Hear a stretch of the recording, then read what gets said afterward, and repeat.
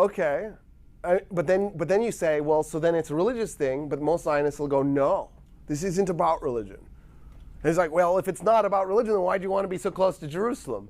Clearly it's about religion. But then they say, no, I'm an atheist, or I'm a secularist Jew, and I'm a Zionist. And it's like, well, then why did it have to be Jerusalem? This was our homeland. This was your homeland? You're 2,000 years old? I don't understand. Here's the twist. The majority of Palestinians are of Jewish descent and are ethnically more Jewish than the European and American Jews who went and created Israel. So every time a Palestinian is murdered by an Israeli, a person who's more Jewish is killed by a person who's less Jewish. It's true that the Israeli is actually practicing Judaism or is a secular Jew. And it's true that those Palestinians are Christians and Muslims whose ancestors converted from Judaism to Christianity and Islam. But it's just a weird, ironic twist. I mean, it's embittering how ironic it is. It just doesn't make any sense. And here's the problem. I don't think I said this plainly last time, so I'll say it, and then I'll let you go because I'm way over. But I'm sorry. Let me just do this. The problem is if you said, okay, we're going to create a new state, and it'll be secular. It's not for one religion anymore. It'll be a democracy, secular, and there'll be rights for all minorities. And by the way, Muammar Gaddafi actually suggested calling it Isra'tin, Israel and Palestine, Isra'tin. So it sounds terrible to me, but whatever. I don't care what you want to call this thing. Call it Israel, call it Palestine, call it Isra'tin, call it Israel, Palestine with a hyphenation like your parents did with you. I don't care. Whatever it is that makes you happy. But if you did it, suddenly there'd be 13 million Palestinians who are Christian and Muslim. I think it's like 10% Christian, 90% Muslim. And then there'd be 6 million Jews.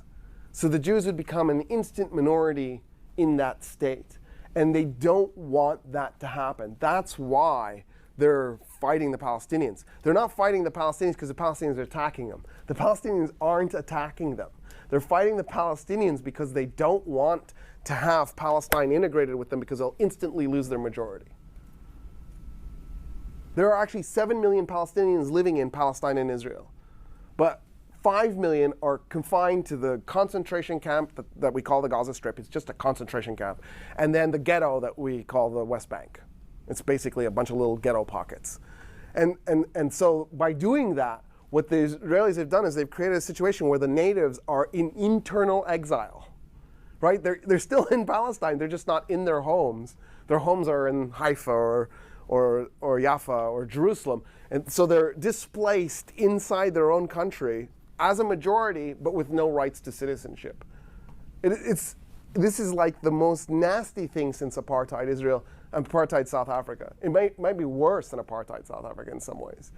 In fact, it is when you think about it, because at least in the case of apartheid Israel, apartheid South Africa, there was no blockade preventing the import and export of goods into the black neighborhoods, right? Because white people were making money off of the black population, so you wouldn't do that. There was the same mass migration effect, 2.5 to 3.5 million. I just realized something. So I even said this in class earlier. So the history I learned was the largest forced mass migration in human history was South Africa when it became apartheid, forced 2.5 to 3.5 million blacks to move out of white neighborhoods. And by the way, and Asians too. The Indian population was also separated out.